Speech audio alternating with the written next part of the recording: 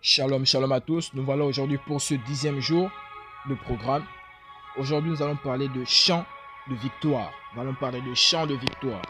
Ainsi vous parle l'Éternel, ne craignez point et ne vous effrayez point devant cette multitude nombreuse, car ce ne sera pas vous qui combattrez, ce sera Dieu. 2 Chroniques 20, verset 15. Dans 2 Chroniques 20, nous lisons quelque chose d'inspirant que le roi Josaphat fit lorsque Juda fut assiégé par des nations ennemies. Lui et les armées de Juda étaient en infériorité numérique. Et dans ses propres mots, il admit la vulnérabilité de Juda, mais pas sans chercher l'aide du Seigneur. Il a prié, « Ô notre Dieu, n'exerceras-tu pas tes jugements sur eux, car nous sommes sans force devant cette multitude nombreuse qui s'avance contre nous. Et nous ne savons que faire, mais nos yeux sont sur toi. » 2 Chroniques 20, verset 12. Ensuite, les versets 14 et 17 nous disent quelque chose de beau. Alors l'Esprit de l'Éternel saisit au milieu de l'assemblée Jacaziel, fils de Zacharie, et Jacaziel dit, « Ainsi vous dit le Seigneur, ne craignez point et ne vous effrayez point devant cette multitude nombreuse, car ce ne sera pas vous qui combattrez, ce sera Dieu.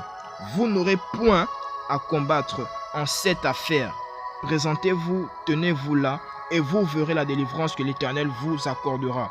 Juda et Jérusalem, ne craignez point et ne vous effrayez point. Demain, sortez à leur rencontre et l'Éternel sera avec vous. » Donc, c'était les paroles réconfortantes et rassurantes du Seigneur à l'endroit de Josaphat. Mais remarquez ce que fit Josaphat, prêt à affronter l'armée des envahisseurs. Il nomma des chantres du Seigneur pour louer la bonté de sa sainteté en chantant « Louez l'Éternel car sa miséricorde durera toujours » 2 Chroniques 20, 21.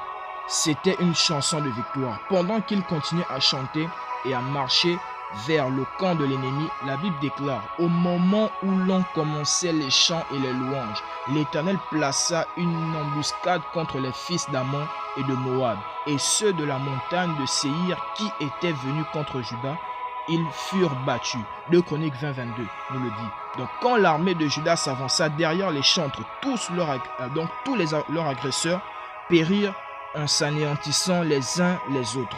Josaphat avec son armée a simplement pris le butin sans combat. Donc c'était une stratégie inhabituelle. Et c'est pour notre apprentissage que cela a été fait. Nos chants d'adoration et de louange face aux circonstances intimidantes sont une défaite pour l'adversaire. Peu importe à quel point le défi est grave, louer et adorer le Seigneur avec sa parole de victoire, indépendamment de la puissance de l'adversaire et des adversités, n'abandonnez jamais, chantez des chants de victoire au nom de Jésus. Que Dieu vous bénisse. Vous allez faire cette prière de proclamation avec moi. Merci Père, car tu as fait de moi un vainqueur dans ce monde et m'as établi pour un défilé perpétuel de victoire. Avec des chants de victoire dans ma bouche, je suis plein de puissance et de capacité pour affronter et pour surmonter les défis de la vie, à la gloire et à la louange de ton nom, au nom de Jésus-Christ. Amen. Pour ceux qui veulent faire cette étude approfondie, nous allons le livre de Psaume 149, versets 1 à 6 et 2 Corinthiens 2, versets 14 à 15.